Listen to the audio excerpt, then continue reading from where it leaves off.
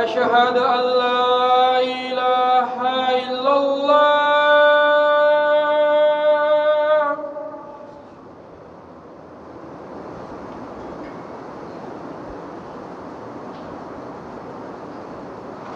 أشهد أن لا إله إلا الله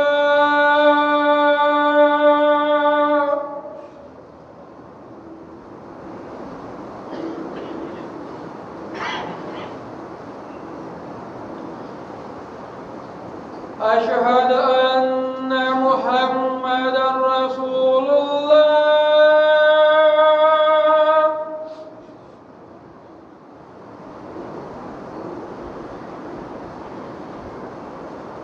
أشهد أن محمدًا رسول الله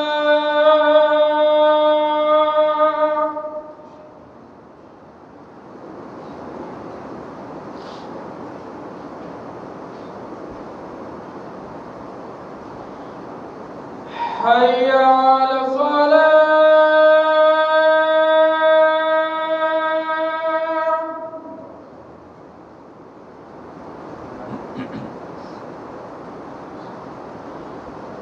حي على الصلاة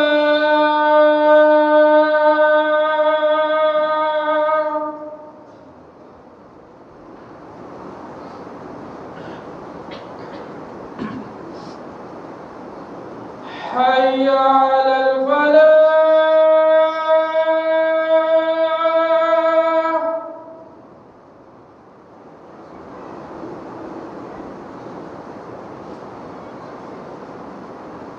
حي على الفلاح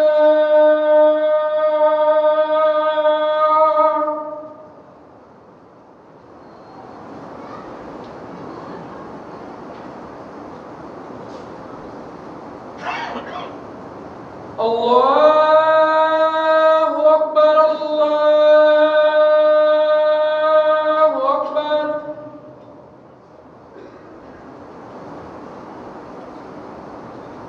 لا إله إلا الله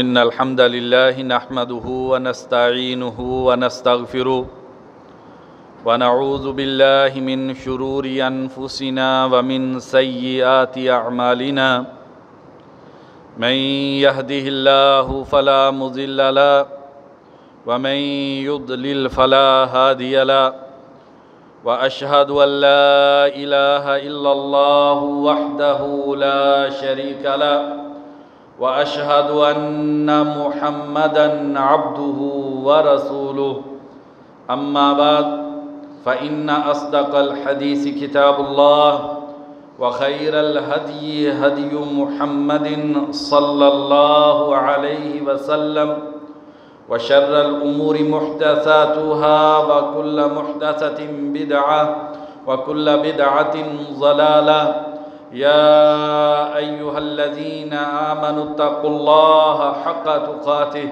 ولا تموتن إلا وأنتم مسلمون يا أيها الناس اتقوا ربكم الذي خلقكم من نفس واحدة وخلق منها زوجها وبث منهما رجالا كثيرا ونساء واتقوا الله الذي تساءلون به والأرحام إن الله كان عليكم رقيبا يا أيها الذين آمنوا اتقوا الله وقولوا قولا سديدا يصلح لكم أعمالكم ويغفر لكم ذنوبكم ومن يطع الله ورسوله فقد فاز فوزا عظيما أما بعد فاعوذ باللہ من الشیطان الرجیم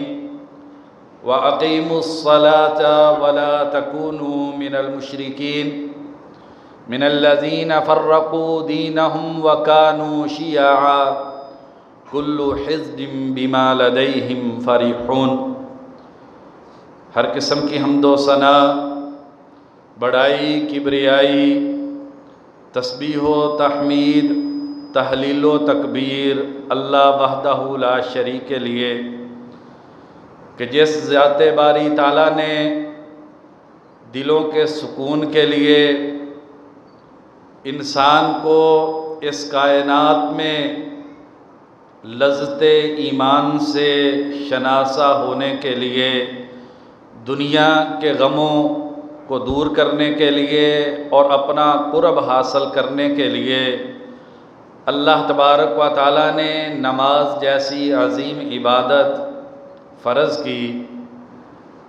انگنت لا تعداد درود و سلام ہوں نبی اکرم صلی اللہ علیہ وسلم کی ذات اقدس پہ، کہ جن کی آنکھوں کی ٹھنڈک نماز تھی، اور آپ صلی اللہ علیہ وسلم نے اس نماز کو قائم کرنے کے لیے اور اس نماز کے ذریعے دنیا اور آخرت کے فوائد اور ثمرات کو حاصل کرنے کے لیے اپنی احادیث مبارکہ میں بیش قیمت موتی امت کو سونپے۔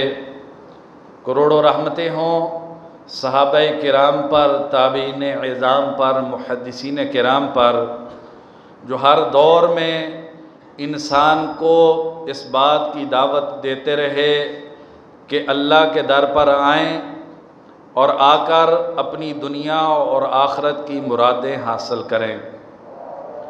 پیارے ایمان والے بھائیوں، اللہ تبارک و تعالیٰ کی کروڑوں رحمتیں آپ پر ہوں۔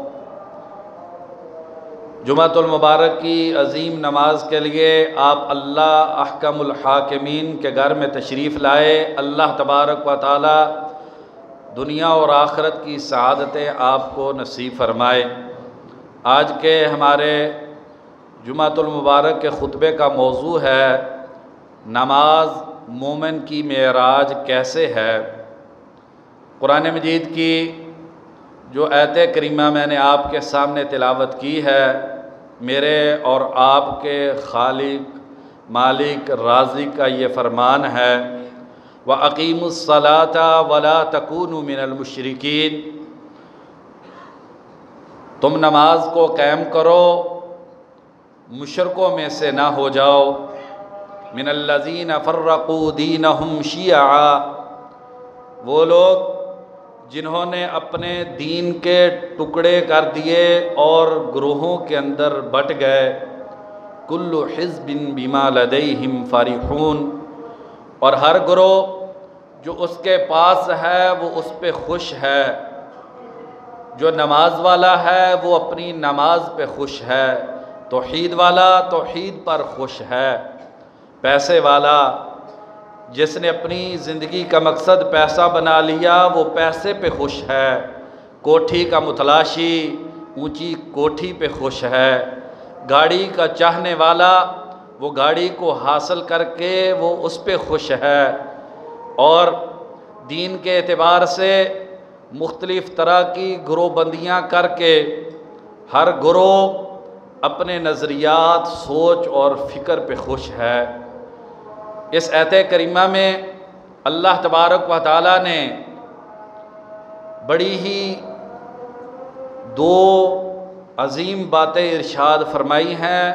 پہلی کہ وَأَقِيمُوا الصَّلَاةَ وَلَا تَكُونُوا مِنَ الْمُشْرِكِينَ، نماز کو قائم کرو اور مشرکوں میں سے نہ ہو جاؤ۔ علماء کرام کی ایک بڑی جماعت کا یہ کہنا ہے اس آیت کریمہ کی روشنی میں کہ وہ انسان جو نماز نہیں پڑھتا وہ انسان مشرک اور کافر ہے، وہ انسان مومن اور مسلمان نہیں ہے۔ یہ کیسے ممکن ہے؟ ایک انسان لا الہ الا اللہ پڑھتا ہو، اللہ تبارک و تعالیٰ کو اپنا معبود مانتا ہو، اور پھر عبودیت کا جو سب سے بڑا مظہر نماز ہے وہ نماز نہ پڑھے، حقیقت میں یہ انسان اللہ تبارک و تعالیٰ کو اپنا معبود نہیں مانتا۔ کئی چیزیں ایسی ہوتی ہیں جن کا اقرار انسان اپنی زبان سے کرتا ہے لیکن دل میں یقین نہیں ہوتا، اور دل کے یقین کا اندازہ انسان کے عمل سے لگتا ہے۔ اگر انسان کا عمل انسان کی بات اور قول کے مطابق ہے تو یہ اس بات کی دلیل ہے کہ اس انسان کا دل، اس انسان کا یقین اور عقیدہ اسی بات پر ہے جو انسان اپنی زبان سے ادا کر رہا ہے، اور اگر انسان کا عمل اس کی بات کا ساتھ نہ دے تو یہ ایک منافقت ہوتی ہے کہ انسان اپنی زبان سے ایک چیز کا اظہار کر رہا ہے لیکن اس کا دل اس بات پہ یقین نہیں رکھتا ہے، انسان کا عقیدہ اس بات پہ نہیں ہے۔ ورنہ یہ ممکن نہیں ہے کہ ایک بات عقیدہ وہ انسان کے دل میں یقین کی حد کو پہنچ جائے اور پھر اس کے مطابق انسان کی زندگی میں عمل نہ ہو، یہ انسان کے لیے ممکن نہیں ہے۔ اسی لیے اللہ تبارک و تعالیٰ فرماتے ہیں وَأَقِيمُوا الصَّلَاةَ وَلَا تَكُونُوا مِنَ الْمُشْرِكِينَ، نماز کو قائم کرو، مشرکوں میں سے نہ ہو جاؤ۔ مشرک وہ لوگ ہیں جو نماز نہیں پڑھتے ہیں۔ اور دوسری بات جو اللہ تبارک و تعالیٰ نے اس آیت کریمہ میں فرمائی وہ ہے کہ من الذین فرقوا دینہم شیعا، یہ وہ لوگ ہیں جنہوں نے اپنے دین کے ٹکڑے ٹکڑے کر دیے ہیں۔ کل حزب بما لدیہم فرحون، اور ہر گروہ دین کے اس ٹکڑے پہ جو اس کے پاس ہے، جو اس کی دین کے بارے میں سوچ ہے، جو اس کی عقل اس کو سمجھ دیتی ہے، وہ اس پہ خوش ہے کہ میں جو ہے وہ صحیح رستے پر ہوں۔ اسے اس بات کا علم ہوا کہ یہ جو نماز ہے یہ پورے دین کو جوڑنے والی ہے، یہ نماز یہ دین کا ستون ہے، یہ پورے دین کو جوڑ دیتی ہے، یہ انسانیت کے اندر اتفاق اور اتحاد پیدا کرتی ہے۔ تفریق، انتشار اور گروہ بندیاں، اگر انسان حقیقی معنی میں نمازی بن جائے تو انسان ان ساری خرابیوں سے بچ جاتا ہے۔ نماز یہ کیسے مومن کی معراج ہے؟ ایک آدمی جب نماز پڑھتا ہے یہ نماز اسے کیا دیتی ہے، اور وہ بد نصیب انسان جو نماز نہیں پڑھتا وہ انسان کس چیز سے محروم ہو جاتا ہے، اس بارے میں کچھ گفتگو کرتے ہیں۔ سب سے پہلی بات یہ کہ یہ جو بات ہمارے معاشرے میں حدیث کے طور پر مشہور ہے کہ نماز مومن کی معراج ہے، یہ نبی اکرم صلی اللہ علیہ وسلم کا فرمان نہیں ہے، آپ صلی اللہ علیہ وسلم سے یہ لفظ ثابت نہیں ہے۔ بعض ہمارے اسلاف نے یہ لفظ کہے ہیں کہ نماز یہ مومن کی معراج ہے۔ یہ نماز انسان کو کیا عطا کرتی ہے؟ سیدنا انس رضی اللہ عنہ بیان کرتے ہیں، اس کائنات کی سب سے صحیح بخاری اور مسلم کی حدیث ہے، نبی کائنات صلی اللہ علیہ وسلم نے زبان رسالت سے فرمایا ان احدکم اذا قام فی صلاتہ فانہ یناجی ربہ ان ربہ بینہ وبین القبلۃ، جب انسان وضو کر کے اپنے اعضاء کو دھو کے گناہوں سے اپنے آپ کو پاکیزہ کر کے دنیا کی ہر چیز سے اپنے تعلق کو توڑ کے جب اللہ تبارک و تعالیٰ کے دربار میں حاضری کے لیے آ جاتا ہے، اپنے وجود کو پاکیزگی دینے کے بعد کائنات کی سب سے پاکیزہ اور اللہ کے نگاہ میں سب سے محبوب جگہ پہ جب آ کے انسان نماز میں کھڑا ہو جاتا ہے، ان احدکم اذا قام فی صلاتہ، جب تم میں سے کوئی نماز میں کھڑا ہوتا ہے فَإِنَّهُ يُنَاجِي رَبَّهُ، تو اس وقت اس کائنات کا سب سے بڑا اعزاز انسان کو ملتا ہے کہ فَإِنَّهُ يُنَاجِي رَبَّهُ، اس وقت انسان اپنے رب خالق مالک سے سرگوشیاں کر رہا ہوتا ہے۔ وَإِنَّ رَبَّهُ بَيْنَهُ وَبَيْنَ الْقِبْلَةِ، اس کا رب اس کے اور قبلے کے درمیان میں موجود ہوتا ہے۔ تو اس کائنات کا سب سے بڑا اعزاز نماز کے اندر معراج کی جو سب سے بڑی کیفیت ہے وہ یہ ہے کہ انسان جب اللہ اکبر کہہ کر اپنی نماز کا آغاز کرتا ہے تو یہ وہ واحد مقام ہے جس جگہ پہ انسان اپنے رب کے ساتھ سرگوشی کر رہا ہوتا ہے، اللہ تبارک و تعالیٰ سے ہم کلام ہو رہا ہوتا ہے۔ مومن کے لیے اس سے بڑی معراج اور خیر کی بات کیا ہو سکتی ہے کہ ایمان والا اپنے خالق اور مالک سے ہم کلام ہو جائے، اسے اللہ تبارک و تعالیٰ سے سرگوشی کی لذت مل جائے اور وہ اللہ تبارک و تعالیٰ کے ساتھ اپنی باتیں کرے۔ یہ نماز مومن کی معراج ایسے ہے کہ اس نماز کے لیے مسجد کے اندر جو سب سے پہلے کلمہ پکارا جاتا ہے وہ یہ ہے کہ اللہ اکبر، اور مومن جب مسجد میں آ کے اپنی نماز کا آغاز کرتا ہے تب بھی کہتا ہے اللہ اکبر۔ اور سیدنا عبداللہ بن عباس رضی اللہ عنہما کی بخاری اور مسلم کی حدیث کے مطابق جب مومن اپنی نماز کا اختتام کرتا ہے لا نعرف انقضاء صلاتہ الا بالتکبیر، آپ صلی اللہ علیہ وسلم کی نماز کے ختم ہونے کا پتہ ہمیں بلند آواز سے اللہ اکبر کہنے سے پتہ چلتا تھا۔ تو دیکھیے یہ نماز مومن کی معراج کیسے نہ ہو۔ اس نماز کے لیے جو اذان ہے اس کا آغاز اللہ اکبر سے ہے، اور اس نماز کا افتتاح اور آغاز وہ اللہ اکبر سے ہے، اور اس نماز کا اختتام وہ اللہ اکبر سے ہے۔ یہ نماز انسان کو یہ سبق دیتی ہے اس کائنات کی ہر چیز جو ہے وہ چھوٹی ہے، اللہ تبارک و تعالیٰ سب سے بڑے ہے۔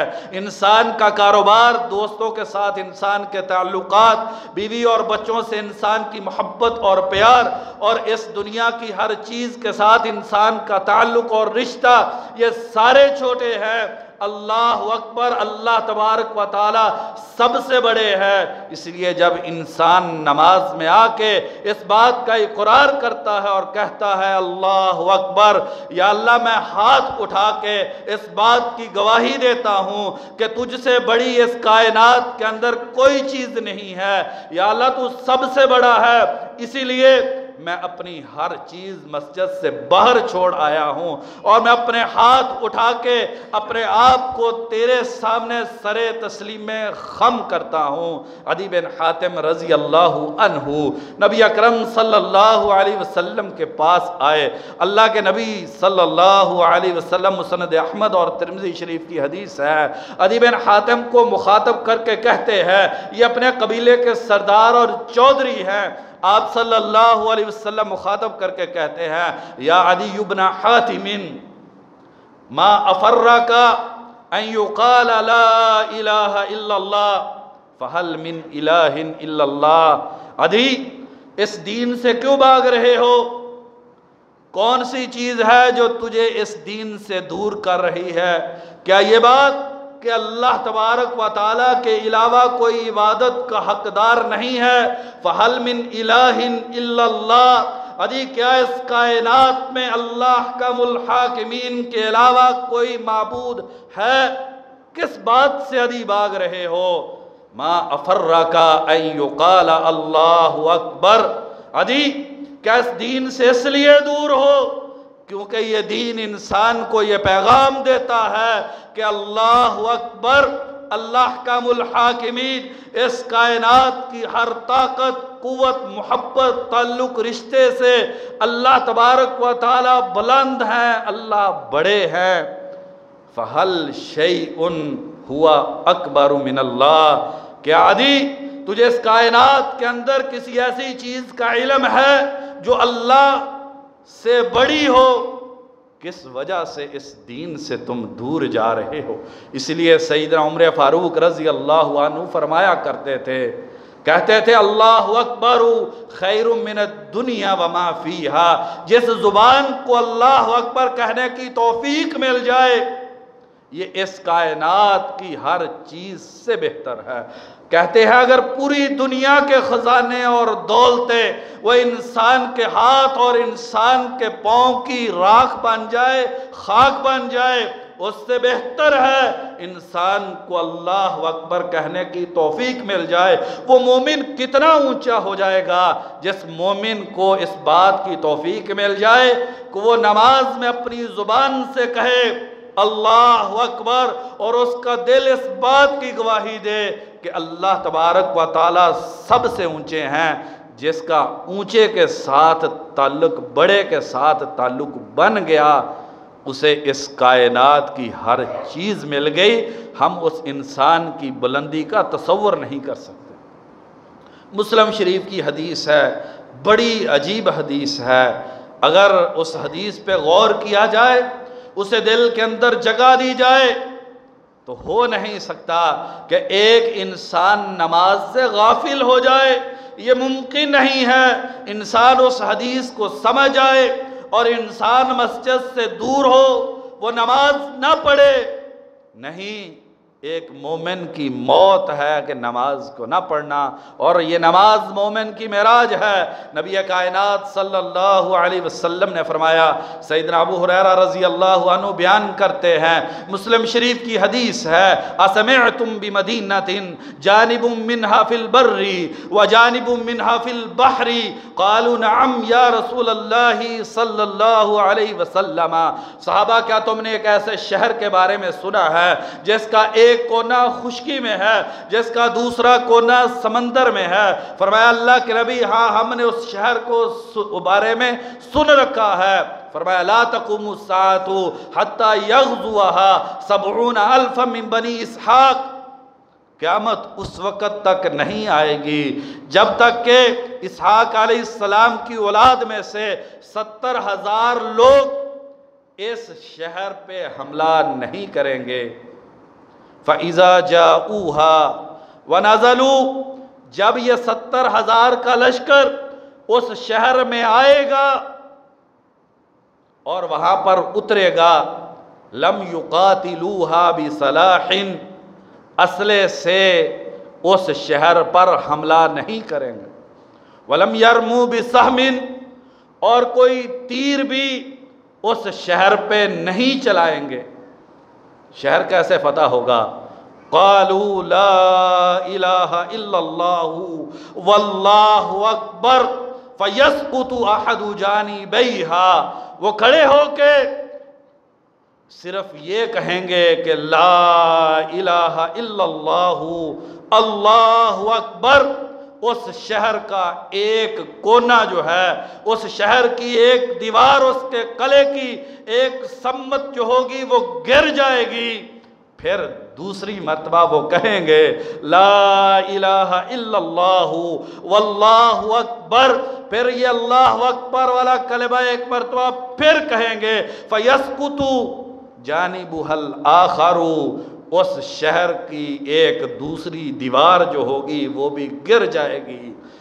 فَيَقُولُهَا الثَّالِثَةُ، پھر تیسری مرتبہ لا الہ الا اللہ واللہ اکبر کہیں گے، تو کیا ہوگا؟ فَيَدْخُلُوهَا وَيَغْنَمُوا، پھر وہ شہر فتح ہو جائے گا اور اس شہر کی غنیمتیں اللہ تبارک و تعالیٰ اس لشکر کو عطا کر دے۔ وقت مختصر ہے، ورنہ آج اس موضوع پر گفتگو کرتے کہ یہ اللہ اکبر جو میں نے اور آپ نے اس اللہ اکبر کو اپنے کاروبار اور خیالوں کی سوچ کے اندر دبا دیا ہے۔ ہم نماز کے لیے کھڑے ہوتے ہیں اور اللہ اکبر زبان سے ادا کرتے ہیں اور ہمارے دل کی کیفیت میں کوئی تبدیلی نہیں آتی، اس کی وجہ یہی ہے کہ ہم اس اللہ اکبر کو سمجھے نہیں ہیں۔ شیخ عبداللہ عزام اپنی کتاب التربیہ الجہادیہ میں لکھتے ہیں کہ افغانستان میں لڑائی کے دوران جب روسی طیارے ہم پہ حملے کے لیے آتے اور ہمارے پاس گنیں نہ ہوتی جس کے ذریعے ہم ان طیاروں پر فائر کر سکیں، ہم اوپر انگلی اٹھا کے کہتے اللہ اکبر، ہم اپنی آنکھوں سے ان تیاروں کو ٹکڑا ہوتے ہوئے دیکھتے تھے۔ یہ اللہ اکبر کا کلمہ معمولی نہیں ہے، یہ اس معراج کی آغاز ہے جو معراج انسان کو اس نماز کے ذریعے ملتی ہے۔ یہ اللہ اکبر کا کلمہ انسان کے دل میں اللہ تبارک و تعالیٰ کی عظمت کو پیدا کرتا ہے، اور جس انسان کے دل میں اللہ تبارک و تعالیٰ کی عظمت پیدا ہو گئی وہ انسان اس دنیا میں بہت اوپر اٹھ جاتا ہے۔ اس لیے دنوں میں جو سب سے افضل دن ذی الحجہ کے پہلے 10 دن ہیں، علماء اکرام نے لکھا ہے کہ یہ رمضان کے دنوں سے بھی ذی الحجہ کے 10 دن جو ہیں وہ افضل ہیں۔ افضل ترین دنوں کا جو افضل ترین وظیفہ ہے وہ کیا ہے؟ امام بخاری رحمہ اللہ صحیح بخاری میں سیدنا ابن عمر رضی اللہ عنہما اور ابو ہریرہ رضی اللہ عنہ سے نقل کرتے ہیں کہ پورے 10 دن یہ دونوں صحابی بازاروں سے گزر رہے ہیں، تب چوک چوراہے سے گزر رہے ہیں، تب گھر میں موجود ہیں، تب مسجد میں موجود ہیں، تب اللہ اکبر کے کلمات ان کی زبانوں پر جاری ہوتے تھے۔ بلکہ سیدنا عمر رضی اللہ عنہ مینا کے اندر حج کے موقع پہ اپنے خیمے میں بیٹھے ہوتے تو بلند آواز سے اللہ اکبر کہتے، پاس بیٹھے ہوئے لوگ اس کو سن کے اللہ اکبر کہتے، پھر ساتھ والے خیمے میں آواز جاتی، ساتھ والا خیمہ اللہ اکبر کہتا، پھر اس سے آگے یہاں تک کہ پورا مینا اس کے اندر اللہ اکبر کی گونج جو ہے یہ سنائی دیتی ہے۔ یہ اللہ اکبر کا کلمہ انسان کو اس بات کا احساس دلاتا ہے کہ جس نماز کے لیے تم کھڑے ہو یہ اس کائنات کی سب سے قیمتی چیز ہے، اگر اس کو ضائع کر دیا اللہ کی قسم پوری دنیا کے خزانے مل گئے تو نقصان ہو گیا ہے۔ نماز رہ گئی، یہ نماز کا اللہ اکبر رہ گیا، اور اس کے بدلے میں پوری دنیا کے خزانے انسان کو مل جائیں، بادشاہت مل جائے، کاروبار اور وزارت مل جائے، اس کی کوئی حیثیت نہیں ہے۔ اور یہ اللہ اکبر کا کلمہ انسان کو اللہ تبارک و تعالیٰ کی عظمت کا اور اس عبادت کے قیمتی ہونے کا احساس دلاتا ہے۔ اس لیے جابر رضی اللہ عنہ بیان کرتے ہیں، بخاری شریف کی حدیث ہے، کنا اذا صعیدنا کبرنا، جب ہم کسی اونچی جگہ پہ چڑھتے تو کہتے اللہ اکبر، کہ جتنا بھی انسان اونچا ہو جائے اللہ تبارک و تعالیٰ انسان سے بہت اوپر ہے۔ دوسری چیز جو اس نماز میں مومن کے لیے معراج ہے، وقت قریب ہو گیا ہے، وہ فاتحہ ہے۔ نماز کے اندر انسان جو سورت فاتحہ پڑھتا ہے، اس نماز کی ہر ادا اور ہر کلمہ جو انسان اپنی زبان سے ادا کرتا ہے، یہ سارے ہی اس انسان کو ایک معراج عطا کرتے ہیں۔ لیکن وقت کی قلت کے باعث چند چیزوں کی طرف اشارہ مقصود ہے۔ یہ سورت فاتحہ جو ہم نماز میں پڑھتے ہیں یہ کیا ہے؟ سیدنا ابو ہریرہ رضی اللہ عنہ بیان کرتے ہیں، ترمذی شریف کی حدیث ہے، نبی کائنات صلی اللہ علیہ وسلم نے فرمایا، اتحب ان اعلمک سورۃ لم ینزل فی التوراۃ ولا فی الانجیل ولا فی الزبور ولا فی الفرقان مثلها۔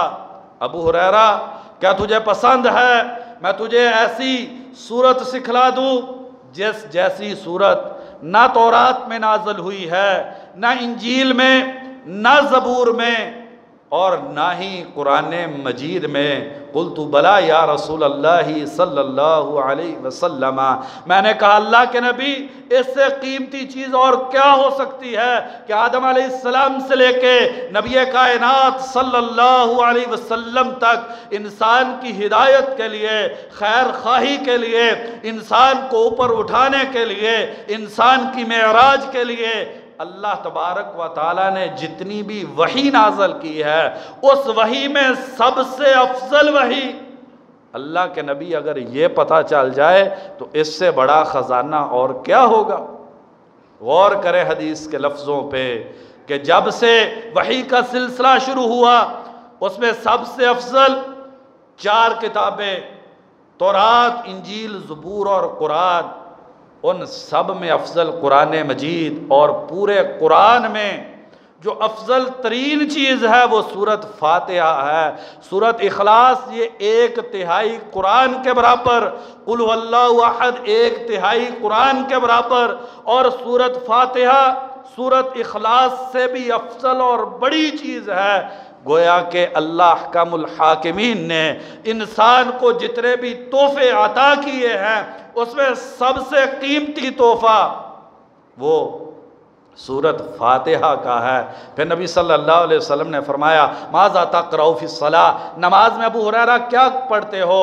میں نے کہا اقرؤ بام القرآن، میں سورت فاتحہ پڑھتا ہوں۔ تو نبی اکرم صلی اللہ علیہ وسلم نے فرمایا والذی نفسی بیدہ، مجھے قسم ہے اس ذات باری تعالیٰ کی جس کے قبضہ قدرت میں میں محمد صلی اللہ علیہ وسلم کی جان ہے، ما انزلت فی التوراۃ ولا فی الزبور ولا فی الانجیل ولا فی الفرقان مثلها، تورات، انجیل، زبور اور قرآن میں سورت فاتحہ جیسی کوئی چیز نازل نہیں ہوئی۔ بلکہ ایک دوسری حدیث بخاری شریف کی حدیث، بڑی عظیم حدیث، ابو سعید بن المعلیٰ رضی اللہ عنہ، نبی اکرم صلی اللہ علیہ وسلم پہ اللہ کی کروڑوں رحمتیں ہوں، اور صحابہ کرام پر اور محدثین پر جنہوں نے یہ ہیرے اور جواہرات نکھار کے میرے اور آپ کے لیے جمع کر دیے۔ ابو سعید بن معلیٰ رضی اللہ عنہ بیان کرتے ہیں نبی اکرم صلی اللہ علیہ وسلم نے فرمایا لَأُعَلِّمَنَّكَ سُورَةً هِيَ أَعْظَمُ السُّوَرِ، میں تجھے وہ صورت سکھلاؤں گا جو قرآن مجید کی سب سے عظیم صورت ہے۔ بخاری شریف کی حدیث ہے قبل ان تخرج من المسجد، مسجد سے نکلنے سے پہلے کہتے نبی کائنات صلی اللہ علیہ وسلم نے میرا ہاتھ پکڑا اور آپ صلی اللہ علیہ وسلم مسجد سے نکلنے لگے۔ میں نے کہا اللہ کے نبی، آپ نے وعدہ کیا تھا کہ میں قرآن مجید کی سب سے عظیم صورت تجھ کو سکھلاؤں گا۔ نبی اکرم صلی اللہ علیہ وسلم نے فرمایا کہ فاتحۃ الکتاب ہی السبع المثانی والقرآن العظیم الذی اوتیتہ، یہ فاتحہ، سورۃ الفاتحہ، یہ 7 آیتیں، یہ وہ عظیم قرآن ہے جو اللہ تبارک و تعالیٰ نے مجھ کو عطا کیا ہے۔ تو بھائیو، اس نماز کے مومن کی معراج ہونے کے لیے اتنا ہی کافی ہے کہ اس نماز کی ہر رکعت میں وحیوں میں سے سب سے عظیم، سب سے افضل، سب سے بڑے اجر والی وہی انسان اس نماز کی ہر رکعت میں تلاوت کرتا ہے۔ اور یہ سورت فاتحہ کیا ہے؟ اے کاش کہ ہمیں اس بات کی سمجھ میں آ جائے کہ یہ سورت فاتحہ کیا ہے۔ امام ابن القیم رحمہ اللہ نے صرف ایاک نعبد و ایاک نستعین اس ایک آیت پہ 4 جلدوں میں مدارج السالکین کے نام سے کتاب لکھی ہے، اور اس آیت کریمہ کی شرح 4 جلدوں میں لکھی ہے، اور ایمان کے اس آیت کریمہ کی روشنی میں 100 درجے ذکر کیے ہیں۔ اس میں بڑی خوبصورت باتیں کی ہیں۔ کہتے ہیں کہ یہ جو سورت فاتحہ ہے شفاء القلوب والابدان، دل کی اور جسم کی ساری بیماریوں کا علاج وہ سورت فاتحہ کے اندر ہے۔ کہتے ہیں دل کی ساری بیماریاں یا علم کی خرابی کی وجہ سے ہوتی ہیں، غلط علم یا جہالت، اور اس غلط علم اور جہالت سے غلط نظریات، غلط سوچیں، زندگی کی غلط روشیں، انسان کے غلط نظریات، یہ انسان کے دل کو برباد کرتے ہیں۔ اور دوسرا کہتے ہیں وفساد القصد والعمل، یا دل کی دوسری خرابی جس سے دل کی ساری بیماریاں جنم لیتی ہیں، وہ دل کی نیت کی خرابی اور انسان کے عمل کی خرابی ہے۔ کہتے ہیں اگر علم کی خرابی ہو اس سے گمراہی پیدا ہوتی ہے، اور یہ عیسائیوں کا طریقہ کار ہے، انسان کو اللہ کے دین کا علم نہ ہو اور انسان کی نیت صحیح نہ ہو، انسان کا عمل صحیح نہ ہو، علم ہے اور عمل نہیں ہے، یہ یہودیوں کی خرابیاں کہتے ہیں دل کی جتنی بیماریاں ہیں وہ ساری کی ساری انہی دو چیزوں سے پیدا ہوتی ہیں، اور کہتے ہیں دونوں کا علاج جو ہے وہ ایاک نعبد و ایاک نستعین میں ہے، کہ عمل جو ہے وہ ایاک نعبد، یا اللہ صرف تیری ہی عبادت کرتے ہیں، اور وَإِيَّاكَ نَسْتَعِينُ۔ ابن تیمیہ رحمہ اللہ فرماتے ہیں میں ایک دن بیٹھا سوچنے لگا کہ سب سے بہترین دعا کیا ہو سکتی ہے، انسان کو یہ صورت کس قدر اوپر اٹھاتی ہے۔ انسان جب نماز نہیں پڑھتا تو کتنی بڑی خیر سے محروم ہو جاتا ہے۔ بھائیو ذرا غور کیجئے، کہتے ہیں میں ایک دن بیٹھا اور میں نے سوچنا شروع کیا کہ سب سے عظیم چیز جو اللہ تبارک و تعالیٰ سے مانگی جائے وہ کیا ہے۔ میں غور کرتے کرتے اس نتیجے پہ پہنچا کہ سب سے بہترین دعا جو اللہ تبارک و تعالیٰ سے کی جا سکتی ہے وہ طلب العون علی مرضاتی، انسان اللہ تبارک و تعالیٰ سے مدد مانگے کہ یا اللہ مجھے اپنی رضا حاصل کرنے کی توفیق عطا کر دے، یا اللہ میری تم مدد فرما کہ میں تیری رضا والے کام کر لوں۔ کہتے ہیں پھر میں نے سوچا کہ یہ تو ہر نماز میں ہم مانگتے ہیں ایاک نعبد و ایاک نستعین۔ امام ابن القیم رحمہ اللہ کہتے ہیں اوجب دعاء علی کل عبد و فرض افرازہ، سب سے واجب، سب سے ضروری، سب سے بڑی انسان کی ضرورت وہ دعا ہے جو سورۃ فاتحہ کے اندر انسان کو عطا کی گئی ہے، اور وہ کیا ہے؟ حاجتہ و فقرہ الی الہدایہ، انسان کو سب سے زیادہ جس چیز کی ضرورت ہے وہ ہدایت کی ضرورت ہے۔ اس لیے اس نماز کے اندر انسان دنیا کی سب سے عظیم چیز مانگتا ہے، اور سب سے بہترین دعا وہ انسان نماز میں کرتا ہے اہدنا الصراط المستقیم۔ وہ مومن بہت اونچا ہو گیا جسے اس دعا کو دل سے کرنے کی توفیق مل گئی، اور بڑا محروم ہو گیا وہ مومن جسے اس دعا کی توفیق نہ ملی۔ کتنا بڑا نقصان ہے، میں آپ کو یہ بتلا نہیں سکتا جب انسان نماز نہیں پڑھتا ہے اور اس دعا سے محروم ہو جاتا ہے۔ بلکہ امام ابن القیم رحمہ اللہ لکھتے ہیں اہم المطالب و انجح الرغائب، زندگی کے مطلوب مقصود میں سے سب سے بڑا مقصود اور تمنا و خواہشوں اور چاہتوں میں سے سب سے کامیابی والی چاہت وہ اس سورۃ فاتحہ کے اندر موجود ہے، اور وہ ہے اہدنا الصراط المستقیم صراط الذین انعمت علیہم غیر المغضوب علیہم ولا الضالین۔ اللہ تبارک و تعالیٰ سے دعا ہے اللہ تبارک و تعالیٰ ہمیں حقیقی معنی میں اس نماز کے مقام کو سمجھنے کی، اس کی قدر کرنے کی اللہ تبارک و تعالیٰ ہمیں توفیق عطا فرما دے۔ وما توفیقی الا باللہ۔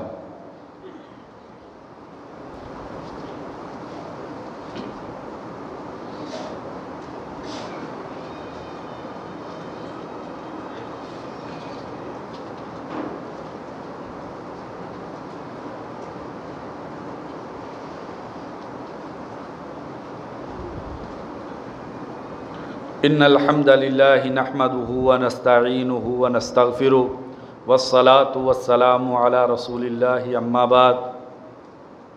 پیارے ایمان والے بھائیوں، نماز کی تین کیفیتیں ہیں، ایک قیام کی، ایک رکوع کی اور ایک سجدے کی، اور یہ جو تینوں کیفیتیں ہیں یہ تینوں کیفیتیں اپنے اپنے درجے میں مومن کے لیے بہت بڑی معراج ہیں۔ قیام کے حوالے سے دو چیزیں اللہ اکبر اور سورۃ فاتحہ کے حوالے سے ذکر کی، رکوع اور سجدے کے حوالے سے سیدنا عبداللہ بن عباس رضی اللہ عنہما بیان کرتے ہیں، مسلم شریف کی حدیث ہے، نبی کائنات صلی اللہ علیہ وسلم نے فرمایا وَأَمَّا الرُّكُوعَ فَعَظِّمُوا فِيهِ الرَّبَّ، یہ رکوع اس میں اللہ تبارک و تعالیٰ کی تعظیم کیا کرو۔ یہ جو رکوع ہے یہ اللہ کی عظمت پر مبنی ہے۔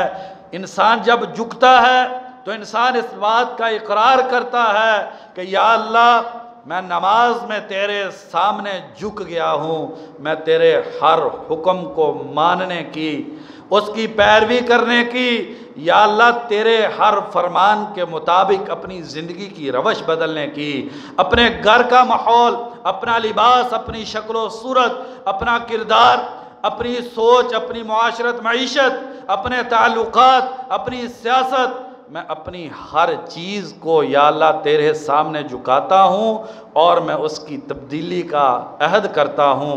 فرمایا وَأَمَّا الرُّكُوعَ فَعَظِّمُوا فِيهِ الرَّبَّ، رہا رکوع تو اس میں اللہ کی تعظیم کیا کرو۔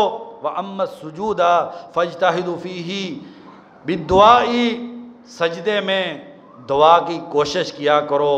فَقَمِنَ أَن يُسْتَجَابَ لَكُمْ، بہت بڑی امید ہے کہ سجدے کی دعا اللہ تبارک و تعالیٰ رد نہیں کرتے۔ انسان جب کھڑا ہوتا ہے، شیخ الاسلام ابن تیمیہ رحمہ اللہ فرماتے ہیں کہ نماز کے عظیم رکن وہ قرآن کی تلاوت، سورۃ فاتحہ اور دیگر سورت پڑھ کے قیام کرنا، اور سجدے کی کیفیت اس وقت انسان سب سے عظیم عمل میں ہوتا ہے۔ فرمایا کہ سجدے میں دعا کی کوشش کرو، بہت امید ہے کہ تمہاری دعا قبول ہو جائے۔ کیوں؟ کیونکہ سیدنا ابو ہریرہ رضی اللہ عنہ بیان کرتے ہیں، مسلم شریف کی حدیث ہے، نبی اکرم صلی اللہ علیہ وسلم نے فرمایا اقرب ما یکون العبد من ربہ وہو ساجد فاجتہدوا فیہ بالدعاء، یا ایک روایت میں فاکثروا بالدعاء، سب سے زیادہ انسان اللہ کے قریب تب ہوتا ہے جب انسان سجدے کے اندر ہوتا ہے۔ تو کتنا انسان اونچا ہو جاتا ہوگا کہ انسان اللہ کے سب سے قریب پہنچ جاتا ہے، اللہ احکم الحاکمین سب سے عالی ذات، اور انسان جب سجدے میں ہے تو انسان اللہ تبارک و تعالی جو سب سے اعلیٰ، سب سے اکبر، سب سے اجل اور اعظم ہے، انسان اس اللہ کے سب سے قریب ہو جاتا ہے۔ اس سجدے میں معراج کی کیا کیفیت ہوگی۔ اسی لیے وقت ختم ہو گیا، نبی اکرم صلی اللہ علیہ وسلم نے فرمایا، مسلم شریف کی حدیث ہے، ما من احد یتوضأ فیحسن وضوءہ، جو بھی مسلمان وضو کرے اور بہترین وضو کرے، فیصلی رکعتین، صرف وضو سے 2 رکعتیں پڑھ دے، یقبل بقلبہ ووجہہ علیہما، دل بھی متوجہ ہے اور چہرہ اور پورا وجود ان 2 رکعتوں میں متوجہ ہے، الا وجبت لہ الجنہ، مسلم شریف کی حدیث ہے، ایسی 2 رکعتیں پڑھنے والے انسان کے لیے جنت واجب ہو جاتی ہے۔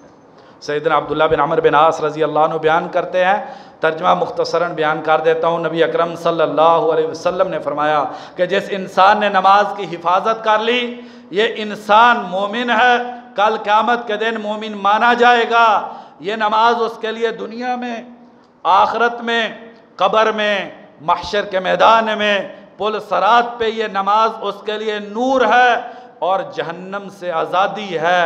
اور جس انسان نے اس نماز کی حفاظت نہ کی، نہ اپنے آپ کو مسلمان ثابت کرنے کے لیے اس کے پاس دلیل ہوگی، نہ دنیا میں روشنی ہے، اندھیروں میں ہے، بھٹکنوں میں ہے، گمراہیوں میں ہے، قبر میں بھی اندھیرا ہے اس کے لیے، محشر کے میدان میں بھی اندھیرا ہے، پل صراط پر بھی اندھیرا ہے، اور جہنم سے بھی آزادی نہیں ملے گی۔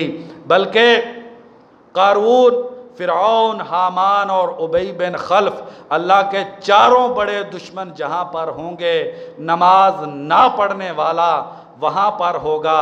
علماء کرام نے لکھا کہ 4 خرابیوں کا اس حدیث میں ذکر ہے۔ قارون پیسے کی وجہ سے دین سے دور، جو اپنے کاروبار کی وجہ سے نماز سے دور ہو گیا۔ فرعون اپنی بادشاہت کی وجہ سے دور، جو اپنی بادشاہت کی وجہ سے نماز سے دور ہو گیا۔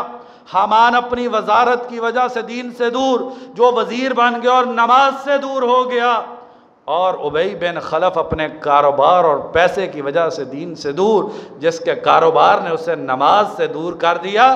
یہ چاروں طرح کے لوگ نماز سے دور ہونے والے جہنم میں اللہ کے ان چاروں بڑے دشمنوں کے ساتھ ہوں گے۔ اللہ تبارک و تعالیٰ سے دعا ہے، اللہ تبارک و تعالیٰ ہمیں حقیقی معنی میں نماز کا مقام سمجھنے کی توفیق عطا فرمائے۔ یہ ایک اعلان آیا ہے کہ ہم 8 بہنیں ہیں، ہماری والدہ فوت ہو چکی ہے، کرائے کے مکان پر رہتے ہیں، مدد فرمائیں۔ غریبوں کے ساتھ تعاون کرنا، ان کے مدد کرنا، ان کے ساتھ مشکل میں کھڑا ہونا، یہ بہت بڑی عبادت ہے۔ اللہ تبارک و تعالیٰ سے دعا ہے، اللہ تبارک و تعالیٰ ہمیں حقیقی معنی میں مومن بننے کی توفیق عطا فرمائے اور نماز کو صحیح طریقے سے ادا کرنے کی توفیق عطا فرمائے اور غریبوں کے ساتھ تعاون کرنے کی توفیق عطا فرمائے۔ سبحان ربک رب العزت عما یصفون وسلام علی المرسلین والحمد للہ رب العالمین۔